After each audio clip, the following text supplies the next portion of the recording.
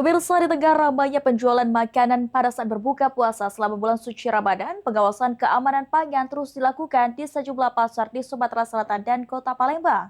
Hasilnya petugas masih menemukan beberapa makanan yang mengandung bahan berbahaya. Balai Besar Pengawas Obat dan Makanan atau BPOM Palembang melakukan pengawasan di sejumlah pasar tradisional, pasar tajil, gudang hingga distributor pangan.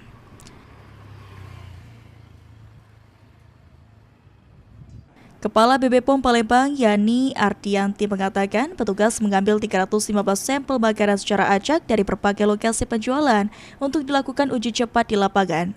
Dari hasil pengujian tersebut ditemukan 7 sampel makanan yang positif mengandung bahan berbahaya seperti formalin, boraks, dan rodamin B yang tidak diperuntukkan bagi pangan. Produk yang terbukti mengandung zat berbahaya langsung diamankan untuk mencegah peredarannya di masyarakat. Selain pengawasan, petugas juga memberikan edukasi kepada para pedagang agar lebih selektif dalam memilih bahan baku dan tidak menggunakan bahan kimia berbahaya dalam makanan.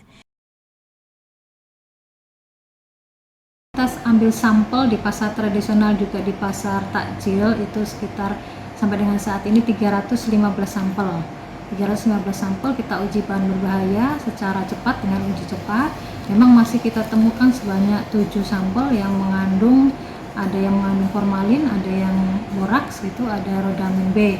Nah ini ada 7, jadi sekitar 2,22% kalau kita hitung persentase. Kalau hitung persentase cukup kecil, tetapi masih ada, artinya belum zero. Kita akan terus upayakan supaya tidak ada lagi temuan. Terhadap temuan tadi kita sudah lakukan pemusnahan di tempat dan pembinaan kepada pelaku usaha. BPOM Palembang juga menghimbau masyarakat agar lebih teliti saat membeli makanan berbuka puasa demi menjaga keamanan dan kesehatan selama menjalankan ibadah puasa. Suryadi, PAL TV.